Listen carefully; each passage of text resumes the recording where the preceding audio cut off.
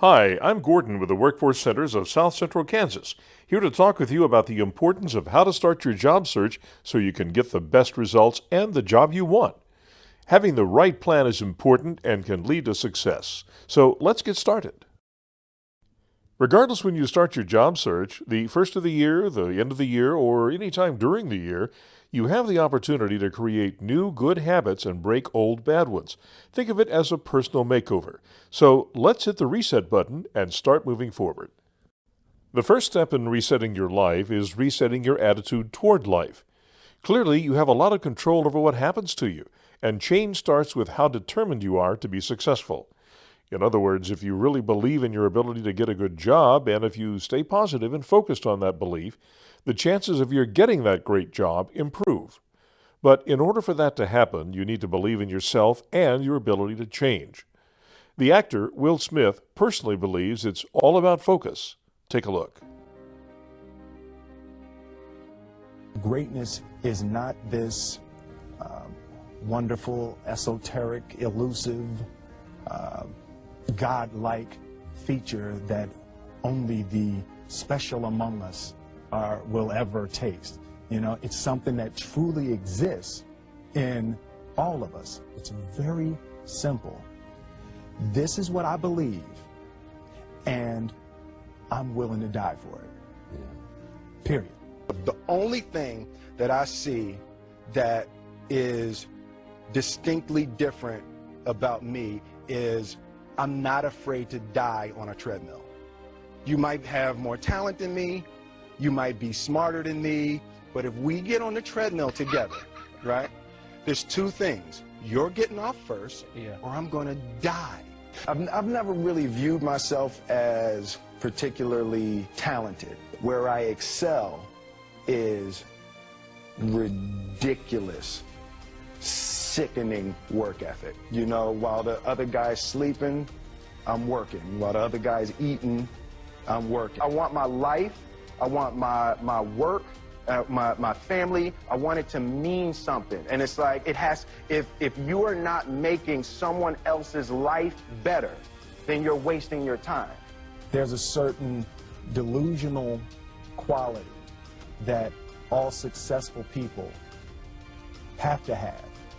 You have to believe that something different than what has happened. Confucius said, he who says he can and he who says he can't are both usually right. It takes such a desperate, obsessive focus. You really got to focus with all of your fiber and all of your heart and all of your creativity. First step before anybody else in the world believes it is you have to believe it. There's no reason to have a plan B because it distracts from plan A. You don't try to build a wall. You don't set out to build a wall. You don't say, I'm going to build the biggest, baddest, greatest wall that's ever been built. You don't start there. You say, I'm going to lay this brick as perfectly as a brick can be laid. Yeah. And you do that every single day. And soon you have a wall. And soon you have a wall. The separation of talent and skill is one of the greatest misunderstood concepts for people who are trying to excel, who have dreams that want to do things. Talent you have naturally. Skill is only developed by hours and hours and hours of beating on your craft. There's no easy way around it. No matter how talented you are, your talent is going to fail you if you're not skilled. I want to represent an idea. I want to represent possibilities. I want to represent the idea that you really can make. Being realistic is the most commonly traveled road to mediocrity.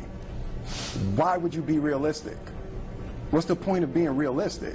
There's a redemptive power that making a choice has, you know, rather than feeling like you're at effect to all the things that are happening.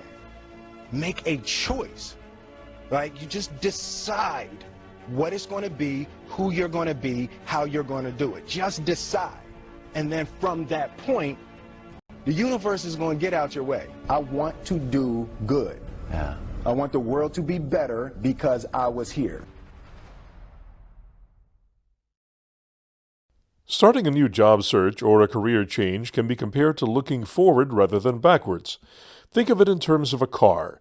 If you're looking through the windshield, you're looking at what's down the road, toward the future, as opposed to looking at the rearview mirror. That's like focusing on the past. If you plan on getting a great job, you need to be looking forward toward your future, not the past. While it's okay to think about the past, what you've done, don't focus on that. Use it to help you plan for the future, since you can't change the past. The first thing you want to do is plan how you're going to get that new job. We have 10 steps to help you get started down the road to success. First, set your goals on what kind of job or career you want.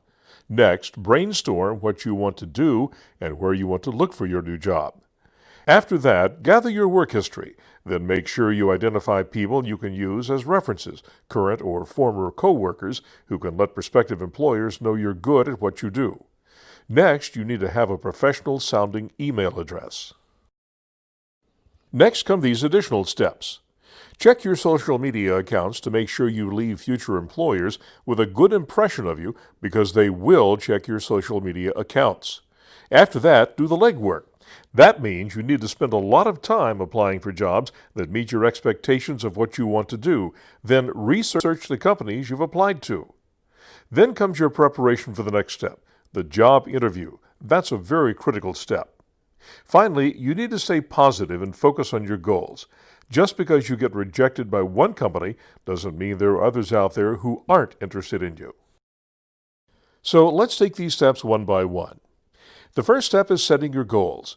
It's hard to overstate the importance of goal setting, but in doing that, don't make these common mistakes. When many people set their goals, they don't work hard enough to accomplish them, or they get sidetracked by the unexpected. If that happens, press on, and don't let that discourage you. In other words, set the right goals and use the right plan to achieve them. Make sure your plan and how you execute it leads to success. Make sure your goals are realistic and set a deadline to achieve them. Also, make sure you think about or list the actions you'll need to take to reach your goals. And above all, make sure your goals are reasonable and achievable. That will allow you to see the progress you're making toward achieving them. Here's something else to think about. Goals help keep you on track and serve as both an incentive to get things done and as a way to measure your progress. In setting your goals, use the SMART technique. Be specific, make your goals measurable, make sure they're attainable, only set realistic goals, and set a time limit for achieving your goals. You know yourself better than anyone, so make a list of what you're good at and what you're not. Then, focus on what you do well. And above all, be honest about yourself. It'll pay off in the long run. When it comes to setting your employment goals, first think big, then think small. Thinking big means figuring out what type of work you'd like to do. Thinking small means narrowing your focus to pick the specific job you want to apply for. Set up a list of employers you'd like to apply to. If the job involves shift work, figure out what shifts you can work. Think about how much you need to earn to live the life that you're living now, plus a slightly better life. Do you need benefits like health insurance and retirement? Are there geographic restrictions, such as what part of town you want to work in? And determine when you'd like to start that new job. Finally, reevaluating your goals means stepping back from time to time to think about whether your goals are still realistic or relevant to your current situation. One of the best ways to accomplish your goal is to use a calendar. Make notes on the calendar. Write down your goals and the date you want to complete each of them. Writing those down so you can see them every day helps you keep yourself accountable to your goals. Also, schedule in some downtime. Looking for a job, and I mean really searching for a job, is hard work. Sometimes you'll just need to take a break. You can get an inexpensive calendar at Walmart, or if you have access to a computer and a printer, you can print out your calendar. A calendar is also a great way to feel like you're in control of your life. Step 2 in starting off right is to brainstorm where you want to work. As the old saying goes, 2 heads are better than 1, so it's always good to run ideas by other people you trust to be honest with you and tell it like it is. So talk with a friend and set your minds into their creative thinking mode. The reason you want an objective opinion about your job goals is you're too close to the situation and the ideas, and you need someone to help you with a reality check. Another step in finding your dream job is making sure you know where to look. There are a lot of job sites out there with a lot of jobs. One good place to look is kansasworks.com, which has tens of thousands of jobs. Other sites include Indeed, Career Builder, and Monster. Those are commercial job sites. Just be aware that those commercial sites will send you a ton of spam emails. Kansas Works, on the other hand, does not send out spam. The only time you'll get an email from kansasworks.com is if you sign up to be alerted when a job is posted that matches the title of the job you're looking for, along with your qualifications. Then, there are companies with their own websites. If you know what company you want to apply to, check out its website first and go there to apply.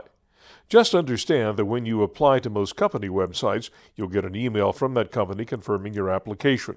And just make sure you stay on top of your email inbox, since that's how many companies notify you when they want to interview you. Some companies still accept paper job applications. We have a book at the Workforce Center filled with companies who accept paper applications. Contact us and we can set you up with an appointment to look through it. Also, when you attend job fairs, you'll find some companies there that can help you start the paper application process for their company on the spot. Another way to apply for jobs that accept paper applications is to visit them in person. Just make sure you have a copy of your resume with you and that you're dressed appropriately when you visit with them. It's also a good idea to take an official ID with you, just in case they want to hire you on the spot. One other thing. Sometimes it's as much who you know as what you know when it comes to getting a job. That's why networking is important. So be sure to stay in touch with your friends and family and let them know you're looking for a job. Okay, we've come to the part of the process where you start documenting your job history. Take the time to write down all the places where you worked. Make sure you list your job title and the month and year that your employment began, as well as the month and year your employment there ended. It's also a good idea to list the address and phone number of your employers, as well as the name of your supervisors or coworkers who will speak highly of you. You don't need to put this information on your resume, but most employers will ask for it, so it's a good idea to have it handy. Finally, we have a practice application you can fill out. It's on our website, www.workforce-ks.com. We suggest you take the time to fill it out, since that practice application can help prepare you in filling out the real online job application. The next step is using your work history to build your resume. We have a video that will help you do that here on the Workforce Center's YouTube channel. Your resume is a snapshot of your professional life. It should fit on one page and use action verbs to show that you're a hard worker. Action verbs are words like worked, or supervised, or planned, or created. You should also develop a cover letter for your job application. It's a companion document to your resume, and you use it to sell yourself and your skills. Both are important documents in helping you get that new job. Now let's talk about references. Always make sure you set up your references in advance and ask their permission to use them as a reference. Get the correct spelling of their name and their current email address and phone number while you're at it. Put some thought into who you choose as your references. Most employers want you to provide professional references rather than personal ones. While you're talking to your references, make sure you let them know what job or jobs you're applying for so that they'll have a heads up if they're contacted. Let them know which companies may be calling them and talk a little bit about those companies. Ask your references if they have any suggestions on how to describe yourself. And if they're contacted by their prospective employer, don't forget to send them an email or a card thanking them for their help. Now let's talk about step 5, your email address. You must have an email account. That's how employers stay in touch with you. Don't have the attitude that I'm not good with computers, so I don't need to learn how to use computers, so I don't need an email account. That's a negative attitude. If you really want to earn a decent living, you cannot afford a negative attitude. A lot of time, employers will contact you about an interview by email, so check your inbox and junk or spam folder every morning and every afternoon. You can get free email accounts at gmail.com, yahoo.com, and outlook.com. So when you set up your email account, whatever you do, don't forget to write down your login and password information. That's very important. Here's some examples of good and bad email addresses. hford9@gmail.com and harrisonford@gmail.com are both examples of good email addresses. harrisonford1942@gmail.com is bad because many employers could interpret the 1942 part as your birth year.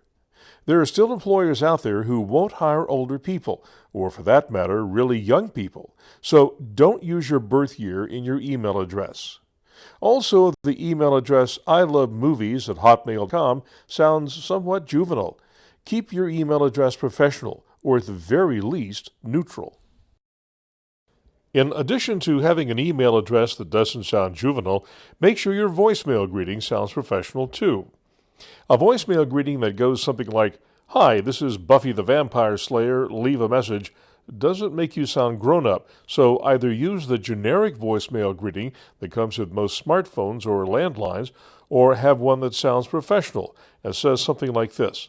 "Hi, this is Bill. Sorry I missed your call. Please leave a message at the tone and I'll get back to you as soon as possible. Thanks." Step 6. Check your social media accounts. You cannot afford to project a negative image of yourself. That's why it's very important to check your social media accounts before you apply for a job. Here's why. When you apply for a job, most companies will check social media to see if you have an account on the top sites like Twitter, Facebook, LinkedIn, Snapchat, and Instagram. If you have a social media presence, the companies will check yours to see what kind of a person you are.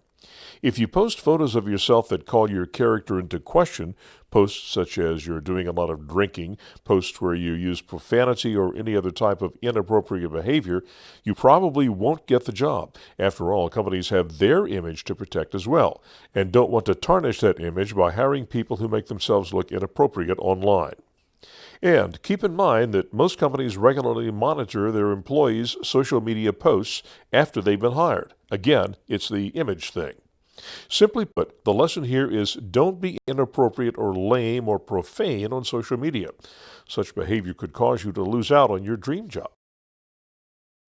Now, step 7. Keep track of your job search usernames and passwords. It's a good idea to use your email address as your login or user ID when applying on a company website. Also, you should use the same password for each site. You'll find using that same login and password over and over makes it easy to remember both. The same goes for job sites like Kansas Works or the commercial job sites like Indeed and Monster and so on. And it's a good idea to keep a job search log. It doesn't need to be fancy or high-tech.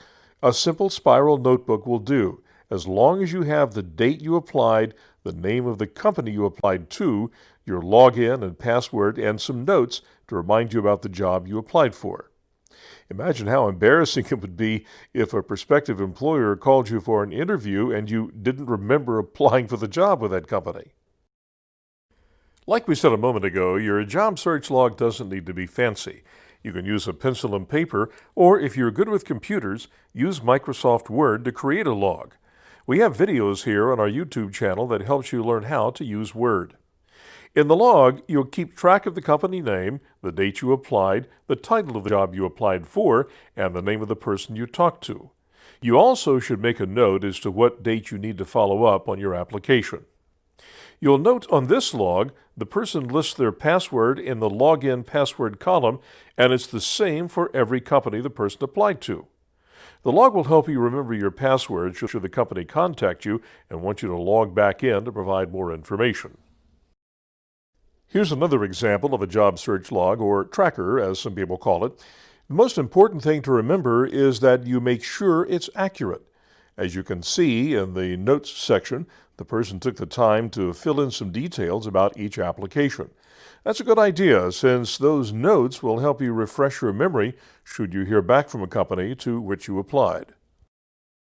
Moving on, when we say slow down to speed up, we mean take the time to consider these points for each application. Make sure you jot down what company you applied to, when you applied, and the position you applied for. Also note whether or not you finished the application. Write down any special instructions, like whether there are other documents you'll need to attach to your application, such as high school or college transcripts, or if you're a veteran, whether you need to send the company a copy of your DD-214 form. In addition, if you talk to a person, write down that person's name, and whatever you do, don't forget to follow up. Slow down also means you need to be prepared. A call from a potential employer could come at any time. How will you know if it's a prospective employer calling? Your caller ID won't show who's calling unless they're in your cell phone's contact list. Whatever you do, don't answer the call if you're in a noisy area like outside or at a noisy restaurant and so on. Let it go to voicemail. Most employers will leave a message, and you can call them back when you're prepared. Just make sure to call them back as quickly as possible, and that's a subtle message to them that you're on top of things. Something else you want to remember is to sound professional. After the call, take a minute to write down a brief summary of what was said, your appointment time, appointment location, the person you're meeting with, and that person's title. Step 8 is doing the legwork, and by that we mean you'll need to spend a lot of time filling out a lot of job applications. The more applications you complete, the more companies you'll have applied to, and the greater the chances are that someone will call you for an interview. After you finish the application, go back and review it just to make sure it's error-free. Typos are a bummer and a red flag to companies that you don't pay attention to detail. Step 9 is to prepare for the job interview. We can help with that. Contact the Workforce Center and set up an appointment to talk to someone about a mock interview. There are also tips about interviewing on our website, workforce-ks.com. Just click on the Job Seekers tab, then go to the Tips and Templates area and look for the Interview Skills section at the bottom of the page. You can practice interviewing with a friend, too. The last tip is to stay positive. I like this quote. He who says he can and he who says he can't are both usually right. You must have the right mindset to succeed.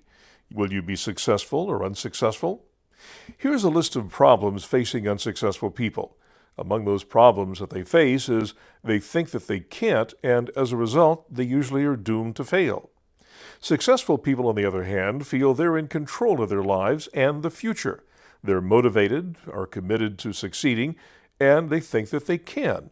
In essence, they have an attitude that causes them to believe that they'll be successful. So, have you ever heard the phrase self-fulfilling prophecy? That means how you believe affects how you act. That's why staying positive is important. Let's take a look at a video that explains what a self-fulfilling prophecy means and why it's so important to your success. Have you ever predicted something would happen to you, and then it actually happened? This is a self-fulfilling prophecy. So what exactly is a self-fulfilling prophecy? Well, it's a prediction that causes a new behavior which makes the original prediction come true. Why? Because there's a link between belief and behavior. What you believe influences how you behave, and your behavior reinforces your beliefs, which reinforce your behaviors. This is a positive feedback loop between belief and behavior. In other words, your prediction comes true because you behave in a way that makes it happen, whether it's consciously or subconsciously. Think about all the times you predict your own failure or underestimate your ability, and then you turn out to be correct. That's because you become what you think about. The mind is like the farmer's land. It will grow whatever you plant. Positive thoughts or negative thoughts. The mind has absolutely no preference. Self-fulfilling prophecies don't always come true. There are always factors outside of your control. But self-fulfilling prophecies are real and they are powerful. So when you're approaching a task or a goal, think about what it is that you want to achieve and truly believe it, and your actions will follow accordingly. Finally, your appearance at a job interview is very important. The organization Dress for Success in Wichita provides women with clothes to wear to job interviews. The organization not only provides clothing for job interviews, it also provides a network of support and development tools to help women succeed economically. For men in the Wichita metro area, there are numerous clothing closets run by churches and other organizations. And for men who have job interviews, the In the Bag Cleaners Company will dry clean suits, sport coats, and slacks at no charge. All you need to do is tell them you have a job interview and need to have your clothes dry cleaned or your shirt laundered, and you won't be charged any money. So, good luck in starting over in your job search. I hope you find success and get your dream job. Thanks for watching, and don't forget to follow us on Facebook at facebook.com/workforce center and on YouTube at youtube.com/Wichita Workforce Center.